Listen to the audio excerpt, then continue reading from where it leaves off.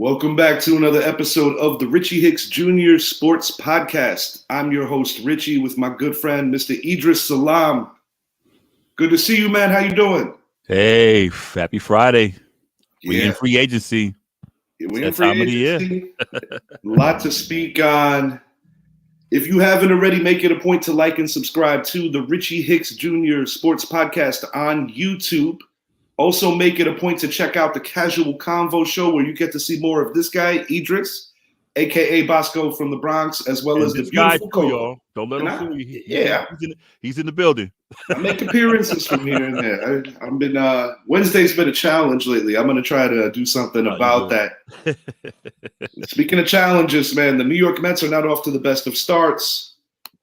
Epic WBC game that turned very sad. Edwin Diaz injured while celebrating with his Puerto Rican teammates. Triumphant win over the Dominican Republic 5-2. Listen, man, anybody could get hurt doing damn near anything. Yeah. I tore my Achilles moving a baby stroller a couple of years back, so it's unfortunate, but I gotta say, man, Uncle Stevie throwing all that money around, you've gotta be assertive with your players and be like, sorry, I know that national pride is a big deal to a lot of ball players, but we're the guys that are paying how you really feed your family, how you really make your moves in this world. And no, he shouldn't have been playing. And, yeah. Bottom line, you're playing for your country. And, hey, it's great you're playing for your country. Like I said, this guy's paying you money for 162 games. Indeed. And he needs you, man. And I feel bad for him because the guy's a great player, man. And it's just he's one of the good guys. As a rival, being a Yankee fan, we like to break balls and go into the trash talk groups and have fun with Met fans and they give it back to us. But quite frankly, I wouldn't wish this on anyone, and I do feel bad. I will say that I do legitimately feel bad. I guess what I'm trying to say, if this makes any sense, is I don't feel bad for Steve Cohen or the Met brass because, say what you want about the Yankees. We didn't let Luis Severino pitch for the DR, and we also, while it wasn't official in the papers or the tabloids, Nestor Cortez didn't play.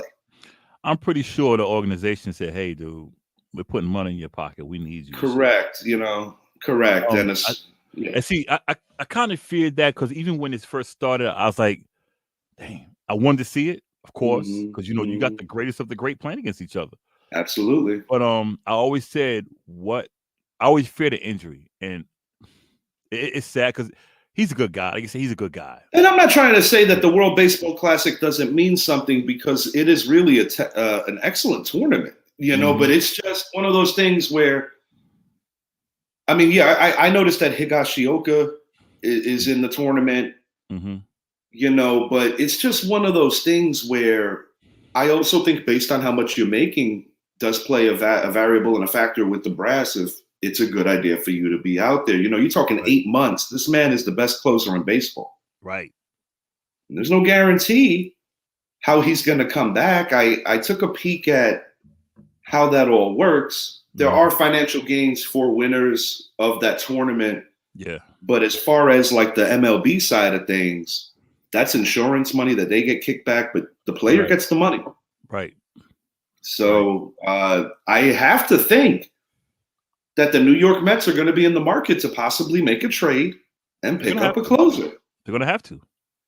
That was huge, man. Zappy almost made me throw my phone into the jacuzzi the other night when he made mention of, will they be desperate enough to pick up, say, like a Trevor Bauer to be like out of the pen type dude? And I was like, I don't know about that.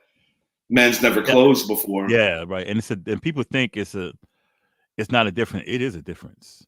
Absolutely. Mo is the greatest closer of all time. And if you track it back to the 95 season when he first came up, right, he did not pan out as a starter. You look at guys like Dave Righetti, another one. He threw a no-hitter. He had on the 4th of July an epic strikeout against Wade Boggs. But he had his trying times, and ultimately he's among the leaders in Yankee saves. A lot of Yankee closers get overshadowed and forgotten because Mariano was the best. I think what also people think like with starters, you had those starters who come out and just whip it out there. Oh yeah. But you had those who take their time to get into their groove.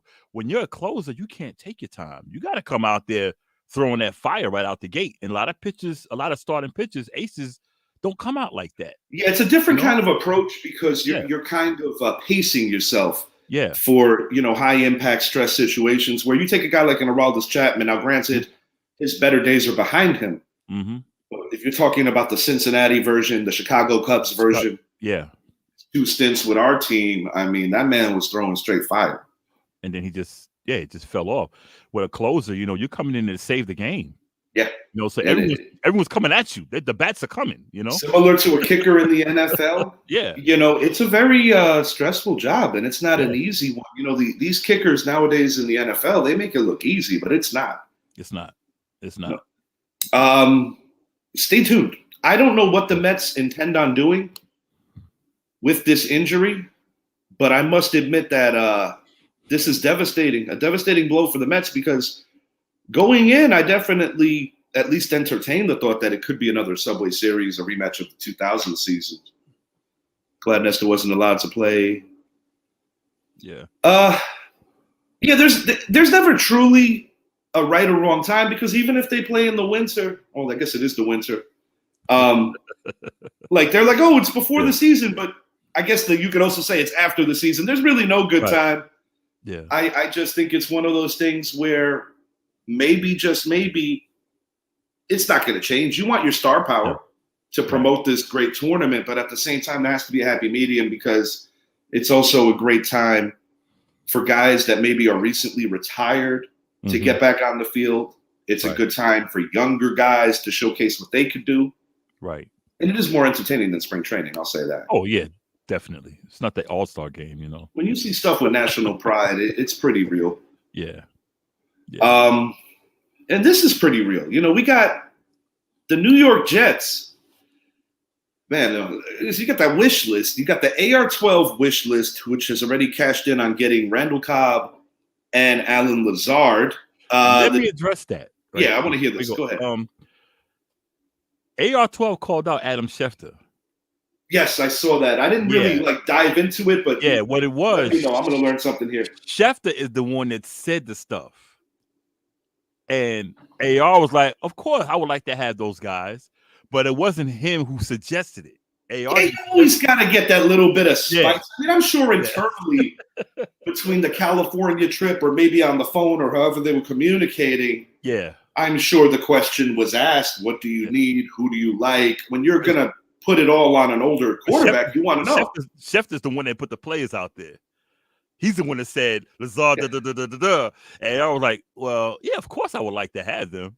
But everyone had it out there like AR was like, yo, I want Lazard, I want Bennett, I want He's like, nah, that's not what I said. He's gonna dust off. They're gonna dust off. Jordy Nelson pretty soon too. Hey, don't Greg Jennings. Mark Shimura, sure. I don't know. Yeah, Mark Shimura. God only knows where he is right now.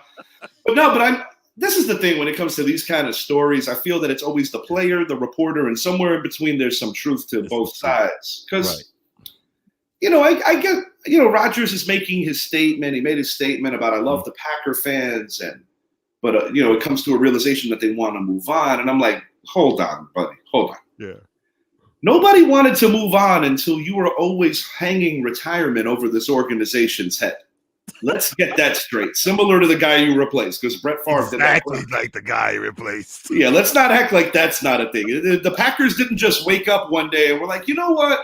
We want to just trade a former 4-time MVP who's only 2 years removed from being a league MVP. Statistically, when you look at his touchdown to interception ratio, one of the best of all time. It's funny how they both got traded to the Jets at age 39.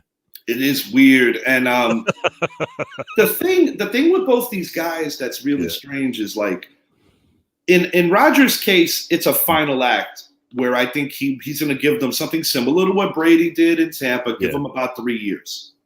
Yeah. But I think with in Favre's case, it really was just a middle move to get where he wanted to go. Yeah. Because there was no way that the Green Bay Packers back then, after the 2007 season, were going to trade Brett Favre to the rival Vikings. Not with that team they had. No, but at the same time, one thing that I find interesting too is that, and I've said this to you off air on many shows, I might have even mentioned it on the show. Brett Favre not staying with the New York Jets was actually, in hindsight, a mistake, because he would have had a chance to get ultimate revenge on Green Bay in a Super Bowl, because the New York Jets, with Mark Sanchez at the helm, were one game away from playing the Green Bay Packers in the Super Bowl, and their biggest weakness, similar to these Jets, was the quarterback position. Right.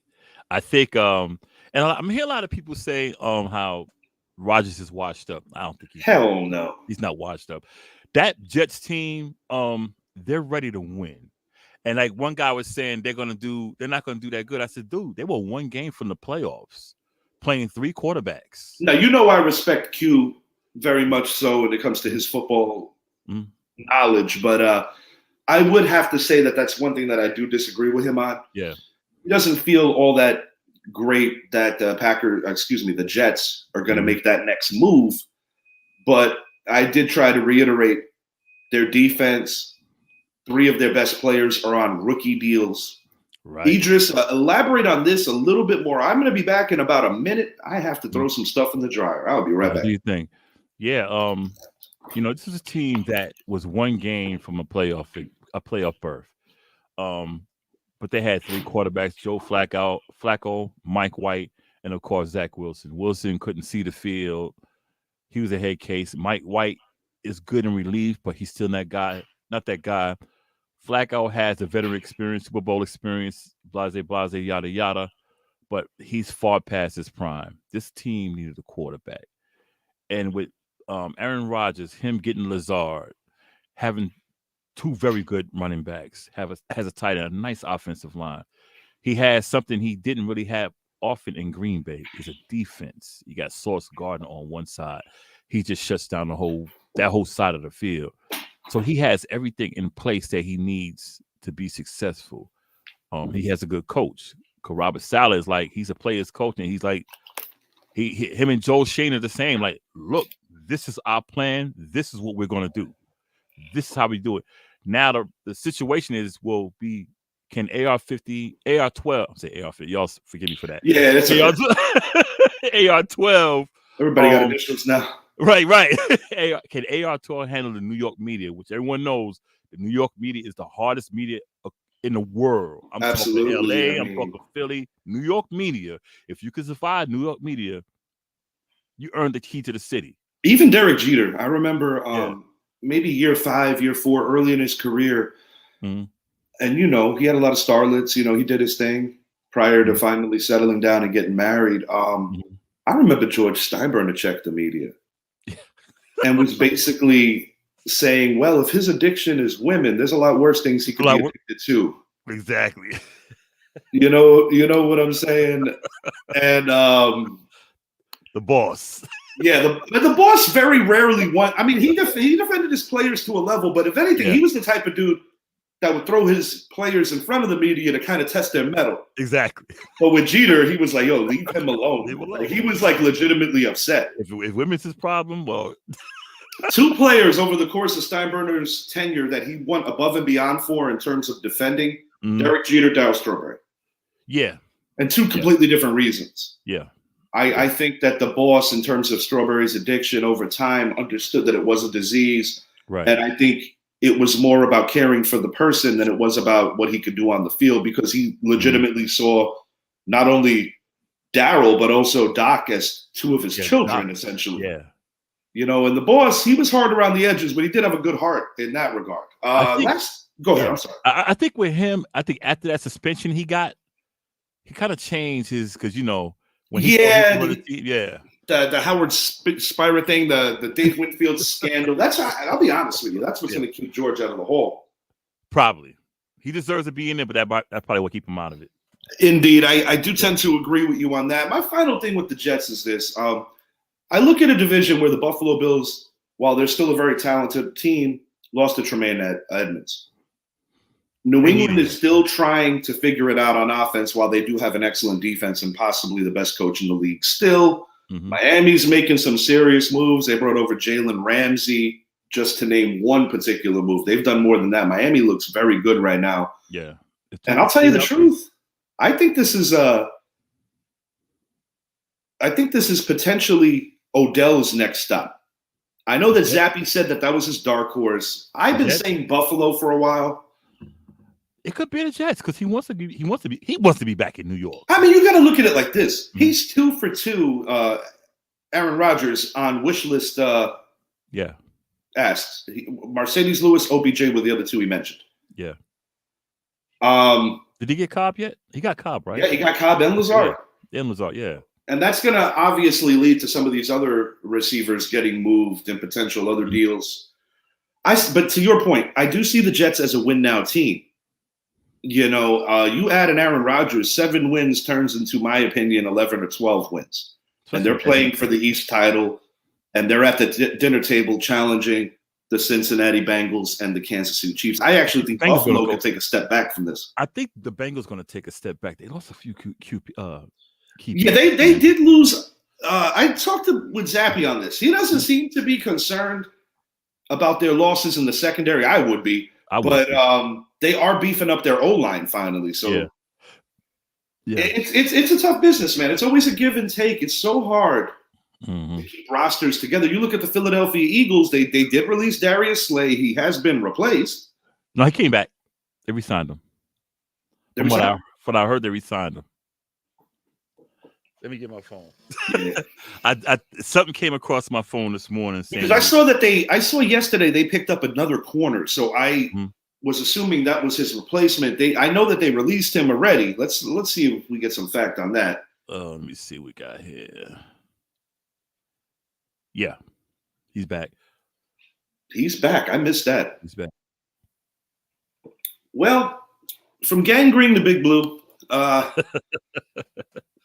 Why the Giants' formula right now might be more sustainable than their neighbors? Well, it's an easy answer for me. You've seen Tampa Bay as well as the Los Angeles Rams take the short window approach to hoist the Lombardi. And yes, they got their Lombardi.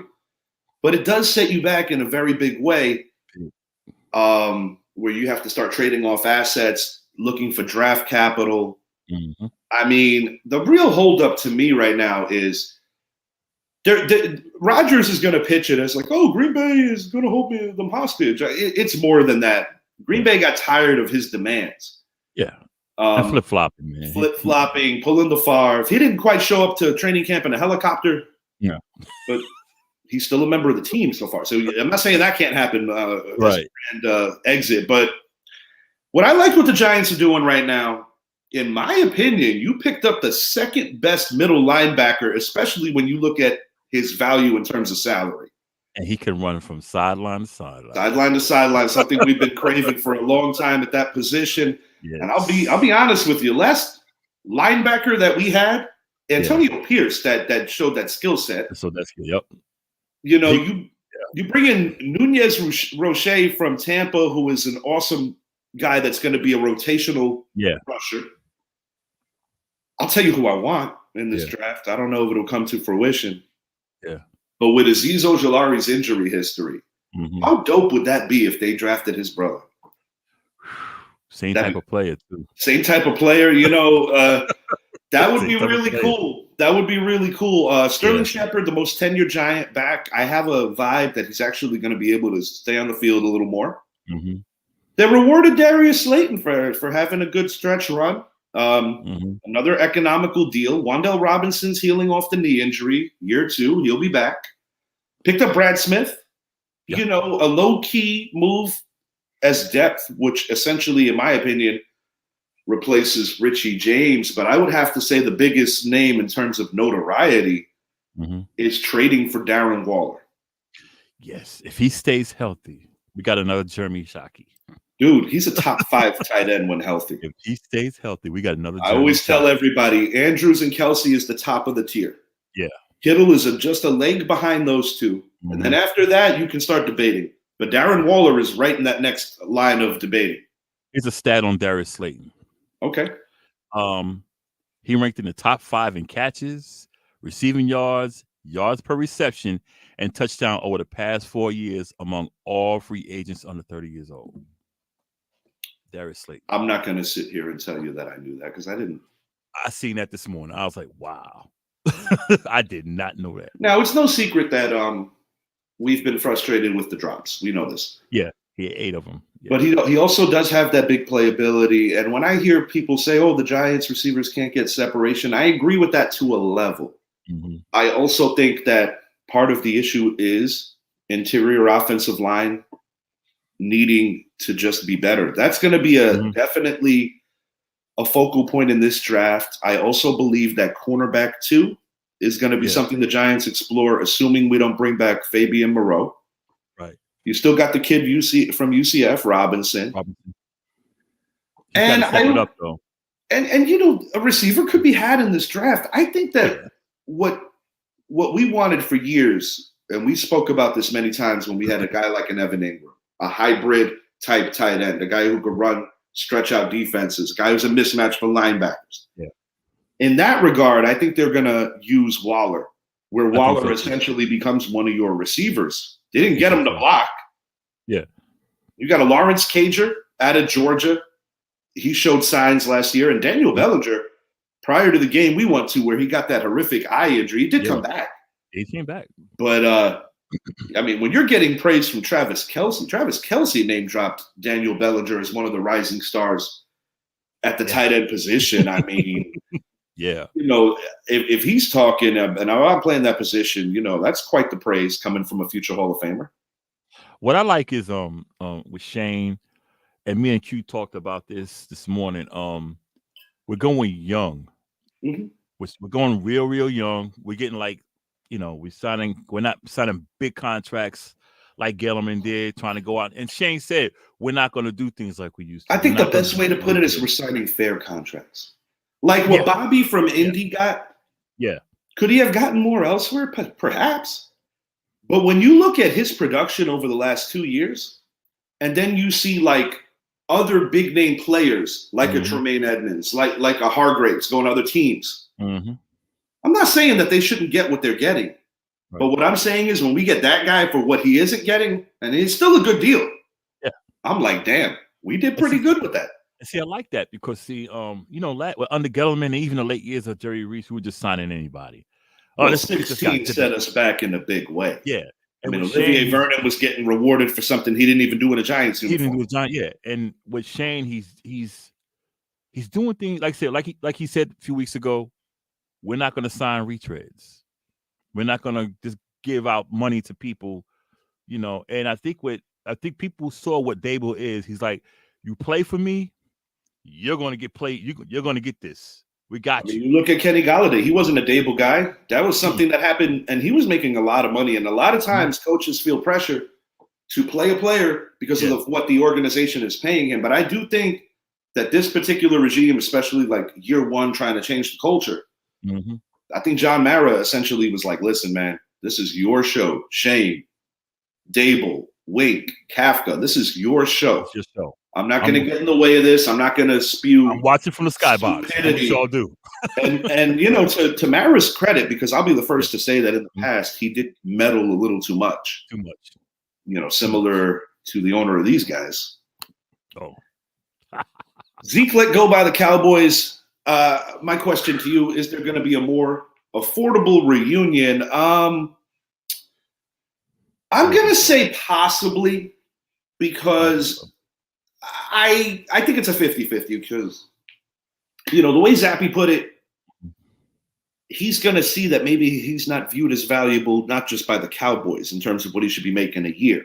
But then there comes the pride factor. I'm not saying that Zeke is on that, because one thing I'll say, and I love making fun of this guy. Oh, yeah. But all sincerity, he has been a great Cowboy. You know, you're talking about a guy who's third in rushing in that organization's history to behind only the great Tony Dorsett, Emmitt Smith, 2 Hall of Famers. Right.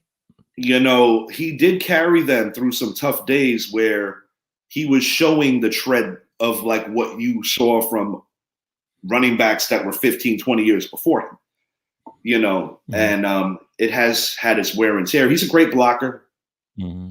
But that's part of the business, and it's an ugly part of the business. But honestly, I think it's a 50-50. I think it really depends on if someone is willing to take a chance on him elsewhere. There are teams that can use a guy like that in short yardage situations. You could always use a running back who can identify linebackers, block them well. That's never a thing that a team doesn't want. Like I told a lot of Cowboy fans, I said, go through your history and see what happened. What happened when Dallas let go of a powerful running back, the Barbarian? They couldn't find a running game. Even DeMarco Murray, DeMarco Murray. Emmitt Smith, dude. Emmitt Smith. They let him go. Out of all the phenomenal runs and great NFL moments he had, when you see the run that actually propelled him to all-time leading rusher, don't say it almost looked like an old man falling down in a Life Alert commercial. Oh, I thought you were going to talk about the run against the Giants. I was like, don't say it. Oh no, I'm leaving that alone. We don't have to mention that. We already know. Yeah, don't say it. When I see him do that little circle button spin move, I said, "Damn, I love you, Lawrence Taylor, but you're getting old now, pal." That thing hurt, boy. Lawrence, I'm like, damn, I love LT, but he's starting to get a little old. Lawrence Taylor makes that play 3 years earlier. Yeah, he made Lawrence Taylor go old. Oh, yeah. I still do. I mean, there's a lot of factors. I mean, I know he can't get paid the money that he was worth. I understand that. But I felt there's a lot of factors. I don't never apologize for the Cowboys. I am the supreme Lord Most High hater of the Cowboys. I'll just keep it 100. But there's a lot of factors. His production, okay, he had the injury one season, so he missed a lot of games, but he came back strong the rest of the season.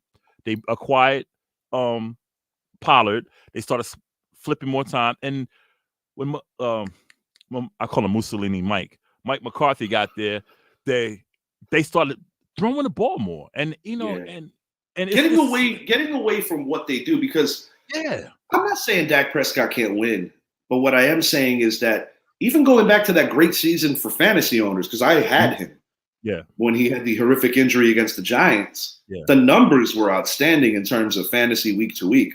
But it's not the formula for winning. You need that balance. And I do believe in that regard, there's a couple of variables why Dallas got away from that. Some of it is the O-line is aging, guys getting hurt there. That's why you need Zeke back there to hit that linebacker, that blitzing safety, that blitzing corner. It is an overlooked part of his game. He got wiped out against Tampa still Bay does that again. play. Well, yeah, I mean, a lot of people get wiped out in that situation. But the guy, that's something Pollard can't do. They're going to miss that. Yeah. But Dak's going to be back there like in Pollard. But again, I'm not convinced he's not coming back. It could be similar to what happened with our guy Shepard. It really depends on if somebody's willing to give him more than what I think we both probably would say he's worth. I do respect him, though, and I will tell you why. He's a damn good teammate. Like him or not, similar to how we revere Sterling Shepard, more so for even being off the field stuff. Like he was injured last year, Sterling Shepard. Yeah. Best cheerleader on the sidelines, always willing to get somebody's ear and just be a helpful part of the team and the furthest thing from a distraction.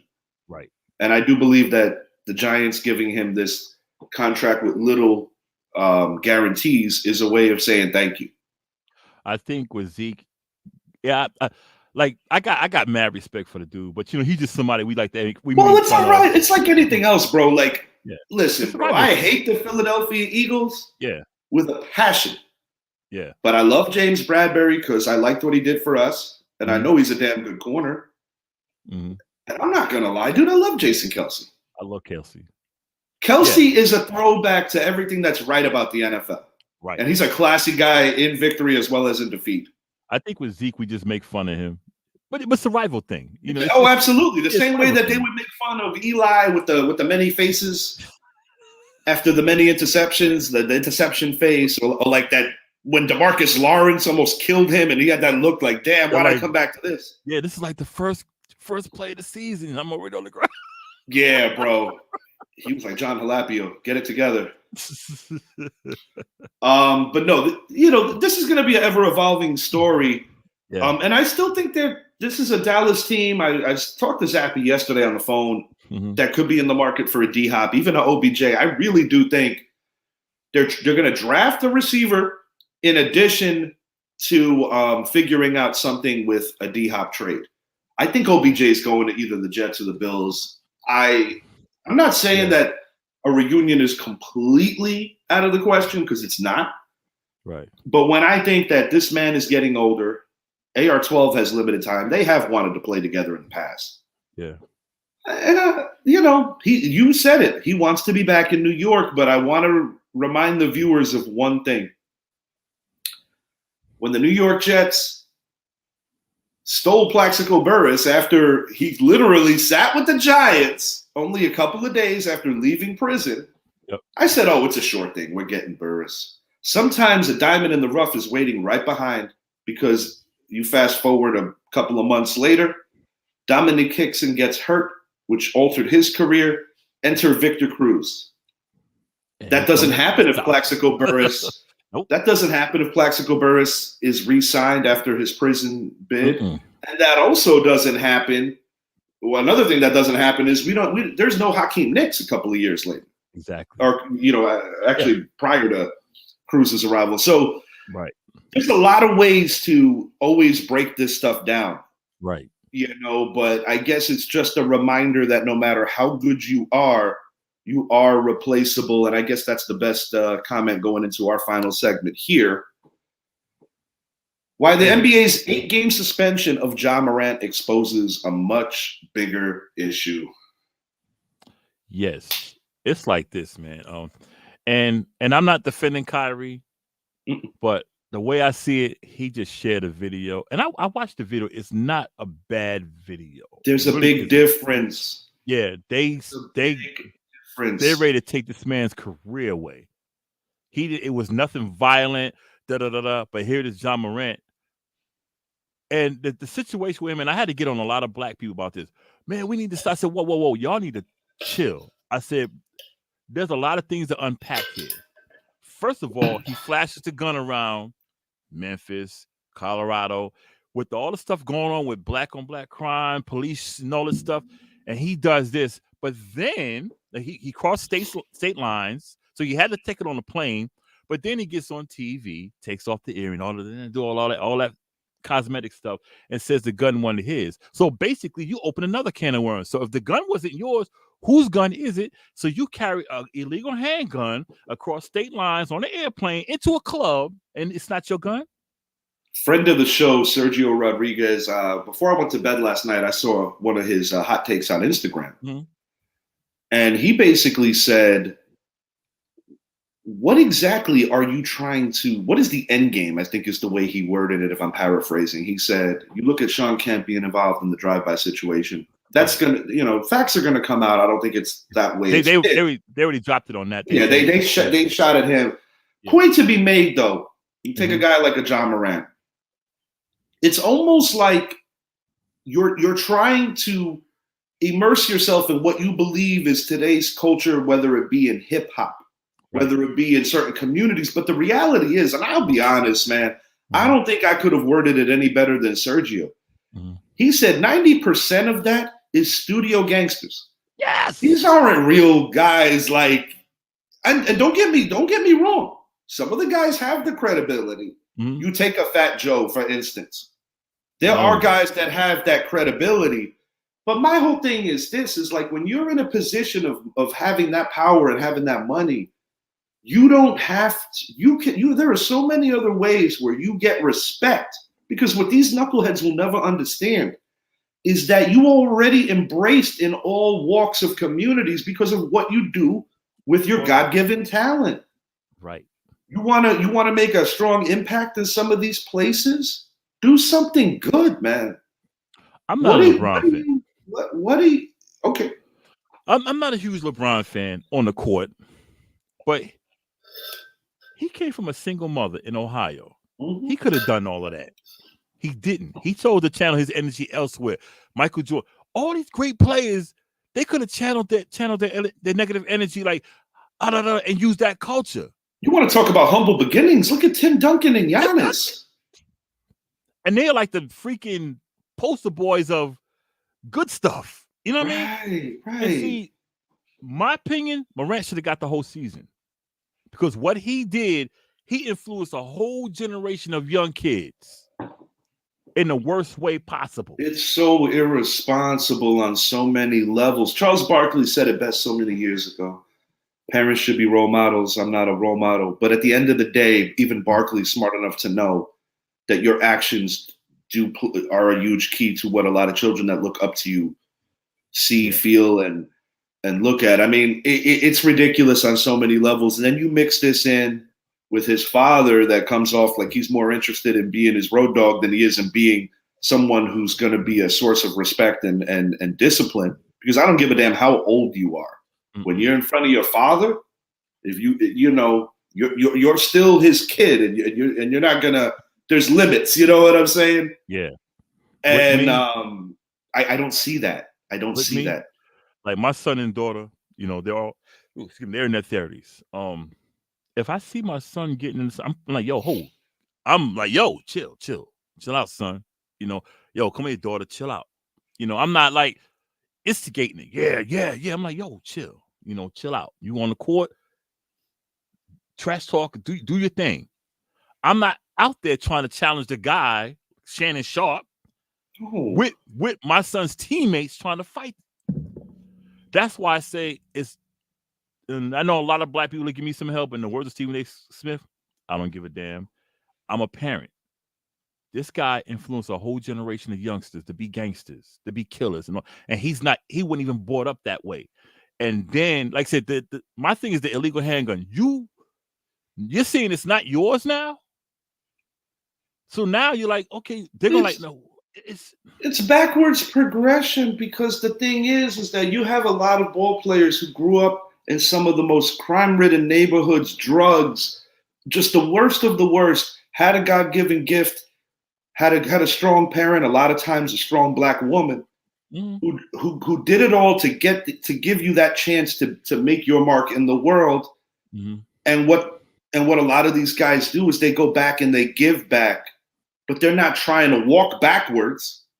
And that's something that I don't understand how else to eloquate that statement. It's like you're literally walking backwards. And to your point, when you look at the way he was brought up and not necessarily in those situations, it's even more laughable. Because I'm like, look, had he, and it's not me to say, I mean, I know he's not making the apology towards me. So, I'm just one guy of 1 million plus. But you lied. You still freaking lied, man. Like, which one is it? Okay, I will never truly understand the need to feel that you have to grasp at straws to get street credibility. Bro, we know you because you're a ball player. That's why. You're a ball player. If you weren't a ball player, I don't necessarily know if we would know you. That's right. People were already loving this kid. But from the mic, I remember a show we did roughly a year ago. When he started talking about that he would toast Jordan and all this other nonsense. I'm like, no. And see, I had to get on some other people, black people, and I'm gonna keep it 100. See, I said, look, this guy came into the league with this brash attitude. He didn't respect the OGs, nothing like this. Very indicative of this generation. They don't respect anything above the generation. You see that shit in hip hop all the time, right? And I'm like, so it's old man energy. No, I said this is how it is. Old man energy. Those before us taught us game. We taught our children game. Those children are trying to teach y'all game, but y'all don't want to hear it. Each generation respected the other generation. I don't care if you're black or white. Each generation respected the other generation, Latino, whatever it was. All he had to do was go in there and be like, look here, I was fronting. I had a gun. I was fronting. I was trying to be this. Just keep it 100. But see, he didn't want to do that because I'm from the streets, y'all. I've been there. Been in the gang. And they'll be like, oh, so he was lying. He just made himself a bigger liar now by lying. And it's similar to even what you guys talk to on Casual Convo with the self-snitching even. Hey. That's a whole nother can that's kind of like a first cousin of what we're talking about here. But I mean, ultimately the point is, bro, it's time to grow up. Because you have so much on the line that you can lose. They're gonna ask where that gun come from now. They're gonna ask. He said it wasn't my gun. ATF. Well, whose gun is it? I mean, hell, even when Plax got in trouble, I'm not defending his stupidity, but one thing I will say about Plax, this is on the heels of one of his peers and someone who he was friendly with being murdered in his own home. Right. So to that level, I could understand the panic and maybe not thinking all the way clear. But, the antics and what led to that, especially in a state like New York that doesn't play with gun control, nope. He paid dearly. He paid dearly, and no one was hurt except himself. But he paid dearly. And at the end of the day, it's like you're given an opportunity that so few in the population get. And say what you want about LeBron. I'm not the biggest LeBron fan either. But you know what LeBron's doing with his energy? He's sending kids to college. He might not always say something that I agree with. Right. But nobody said that I had to agree with him. One thing that I do applaud him for is that he wants to leave things better than how he found it. Right. Right. And that's something the generations did before us. Needs to dig a little deeper and get rid of the damn tag-alongs, because the second that you go down, everybody's going to be scurrying away from you like Project Roaches, bro. Real talk. Learn from MC Hammer. That's what he said. He said he had so many people, but when he filed for bankruptcy, he lost them all. It happens like that. You find out who your true friends are when you're on the floor. But John Morant, the NBA, to me, it's with this joke of a suspension, it's like the biggest enabler. Yeah, the NBA deserves a lot of blame in this because, come on, dude. I mean, you remember the Ray Rice thing? I was just getting ready to say that. 2 games before every activist for women's rights, rightfully so, lost their shit. But Josh Gordon got a whole season for smoking weed. Make it make sense. Make it make sense. And like I said, and I'm not defending Kyrie, but he did nothing violent. But you're talking about the age of snowflakes. Yeah. I can go on, bro. Snowballs. I could go on for even longer, but I think we've made it clear as to where we stand on this. Coming soon, we're gonna do the AL West and AL East previews. We got 2 divisions left to cover in baseball. We had a lot of fun with that movie show we did not too long ago, so we're definitely also gonna hit on that. Maybe drop a little fantasy baseball info. I've actually got my draft this Sunday with Mr. John Olson, Packers super fan, who, man, I'd love to get his take on. He invited me to his house, right? So this Sunday, he's got a really nice Packers office. Oh, he's down. I thought he was. I thought he was in Wisconsin. He was on vacation when he did that show with us. Oh, okay. He was visiting family. Oh, okay. But anyway, he's got a really cool office. So I was like, damn, if I show up there Sunday, maybe I'll go record in his office. Hey. Talk about the Aaron Rodgers situation a little more with all the memorabilia behind me. His office looks like a legit Packers museum. Oh, damn. Yeah, my father, rest his soul, used to love going up there and just kind of admiring some of the stuff because, I'm first generation Giants and no regrets on that. I'm too. Come to think about it, I am too. Because my mother was a Bears fan. I got no kids, but I made sure that my godson, he's carrying that. My youngest daughter's a Giants fan. Good job. I bought her a shirt. She said, "Dad, get me something from New York when you go back." I bought her a shirt with the little hood on it. Giants fan. Yeah, man, we don't play with that. We do not. I mean, my mother was a Giants fan too, but being that I play football. Yeah. I'll put it to you like this: if I didn't make my decision on that, Mom might have supported Pops on that whole Packer thing. Well, maybe not. I don't know. I'd have been a Chiefs fan, went for my uncle. But no, I know you told me that. I had to put the blue on. Idris, great job as always. I appreciate you coming on the show last minute. I wasn't doing nothing, man. Nah, I greatly appreciate it. You and I both got long days today, about 20 hours combined between the two of us. But until next time, I am Richie. He is Idris. We appreciate you guys watching. Don't forget, like and subscribe to the show, the Richie Hicks Jr. Sports Podcast, and also make it a point to check out the Casual Convo Show on Hand Radio. We are out until next time. Thank you for watching. Okay, Mom, hang on. Yeah, we know this. Yeah. That was gonna change my mind.